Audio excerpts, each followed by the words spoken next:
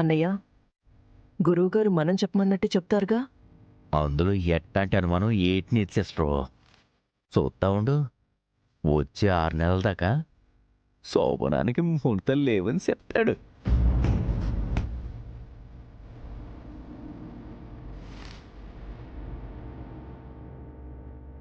పంతులు గారు, ముహూర్తాలు చూడమంటే ఎదురుగా ఉన్న మొహాలు చూస్తారేంటండి? త్వరగా ముహూర్తం ఏదో చెప్పండి. ఆ పని మీదే ఉన్నానమ్మా. అన్నయ్య, గురువుగారికి ఏమైంది? ముహూర్తాలు పెట్టమంటే అటు శుభప్రదని మైథిలిని, నిన్ను నన్ను అందర్నీ యగాదిగా చూస్తున్నాడు. పాపం 6 నెలల దాకా ముహూర్తాలు లేవని చెప్తే కొత్త దంపతులిద్దరు షాక్ అయిపోతారేమోనని అట్లా చూస్తున్నట్టున్నాళ్ళే సిస్టర్. అంతే అంటావా? అంతే. గురువుగారు, ఇప్పటికైనా మంచి ముహూర్తం దొరికిందా లేదా?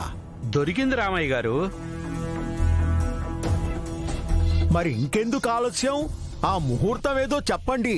అయ్యా, ఈరోజు రాత్రి 11:35 దివ్యమైన ముహూర్తం ఉందండి. శుభం. ఆ,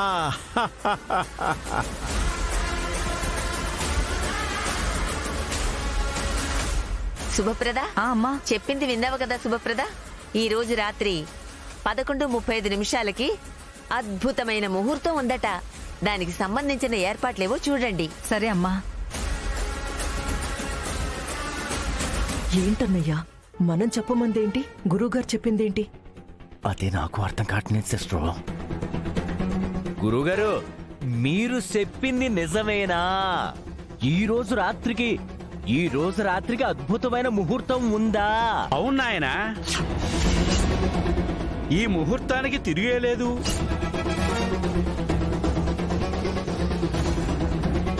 ఏం మాట్లాడుతున్నారండి? అసలు మీకు పంచాంగం చూడడం వచ్చా? ముహూర్తాలు పెట్టడం వచ్చా? ఏంటత్తయ్య గారు అలా ఆవేశపడిపోతున్నారు? ఆయనకి ముహూర్తాలు పెట్టడం, పంచాంగం చూడడం కూడా రాకపోతే ఆయన ఎందుకు పిలిచినట్టు? అంటే నా ఉద్దేశం ఇంకొకసారి పరిశీలనగా చూస్తారేమో అని. ఇందులో పరిశీలించడానికి ఏమీ లేదు తల్లి. వాళ్ళిద్దరి జాతకం ప్రకారం ఈ రోజే దివ్యమైన ముహూర్తం ఉంది.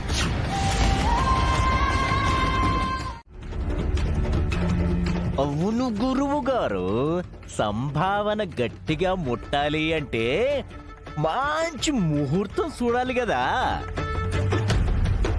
అట్లాంటి ముహూర్తం చూడండి. మీకు అనుకున్న దానికన్నా డబల్ పేమెంట్ ఇస్తాం. అవును గురువుగారు, ఈ ముహూర్తం ఎందుకో మాకు నచ్చలేదు. ఇంకొకసారి చూసి ఇంతకంటే మంచి ముహూర్తం పెట్టండి. ఏం అవసరం లేదు. అత్తయ్య, అనుకున్న ముహూర్తానికి అనుకున్నట్టుగానే వాళ్ళ శోభనం జరిగి తీరాలి. ఇప్పటికే చాలా ఆలస్యమైంది. ఆలస్యం అయితే దేశానికి వచ్చిన నష్టమే ఉంది అత్తయ్య గారు. అంటే జీవితకాలం వాళ్ళిద్దరూ ఇలా విడివిడిగా బతకాల్సిందేనా? వాళ్ళిద్దరూ కలిసి కాపురం చేస్తుంటే చూడాలనుకుంటున్నారా, లేదంటే విడదీసి వేరు చేద్దాం అనుకుంటున్నారా? అంత మాట ఎందుకు లేవే గురువుగారు. మొత్తానికి మా మాట మన్నించి మంచి ముహూర్తం పెట్టారు. థ్యాంక్ యూ గురువుగారు. గురువుగారు, మీరు బయటికి రండి, మిమ్మల్ని సన్మానించి సత్కరించుకుంటాం. నేను వస్తాను తల్లి. అలాగే గురుగారు. అమ్మా, వస్తానమ్మా. అత్తయ్య గారు, నేను వెళ్లి గురువుగారికి డబ్బులు ఇచ్చేసొస్తాను. అలాగే. త్రిష, రా, ఇప్పుడే వస్తానన్నయ్య. మనవడా, ఈ రోజే నీకు శోభనం.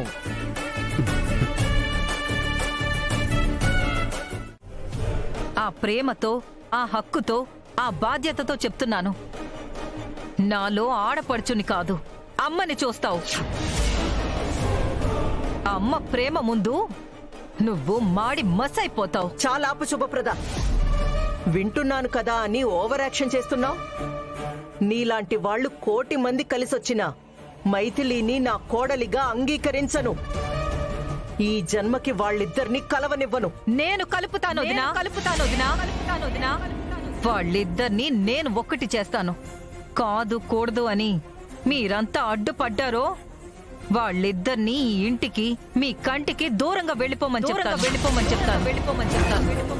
మీ చూపు పడనంత దూరంలో వాళ్ళిద్దరినీ సంతోషంగా బతికేలా చేస్తాను. మీ బుద్ధంతా బయట పెట్టి ఉత్తమ్ నిన్ను అసహ్యించుకునేలా చేసి నీ మొహం కూడా చూడకుండా చేస్తాను. జాగ్రత్త.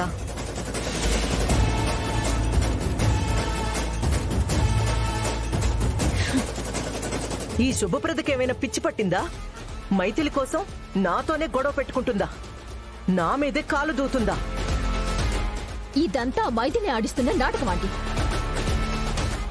మీకు మధ్య చిచ్చులు పెట్టి మీ కుటుంబాన్ని 2 ముక్కలుగా చేయాలని చూస్తోంది. అందులో భాగంగానే శుభప్రద ఆంటీని మీ మీదకి రెచ్చగొట్టింది. లేదంటే శుభప్రద ఆంటీకి మీతో గొడవ పెట్టుకునేంత సీనుందా? నిజమే, ఇదంతా ఆ మైథిలి ఆడిస్తున్న నాటకమే. ఇప్పటిదాకా శుభప్రద నా ఆడపడుచని నాకు అండగా ఉంటుందని అనుకున్నాను. ఎప్పుడైతే పార్టీ మార్చి మైథిలి వైపు వెళ్ళిందో ఆ క్షణం నుంచి ఆ శుభప్రద కూడా నాకు శత్రువైపోయింది. చూపిస్తా, నాతో శత్రుత్వం పెట్టుకుంటే ఎలా ఉంటుందో ఈ శుభప్రదకు కూడా చూపిస్తా.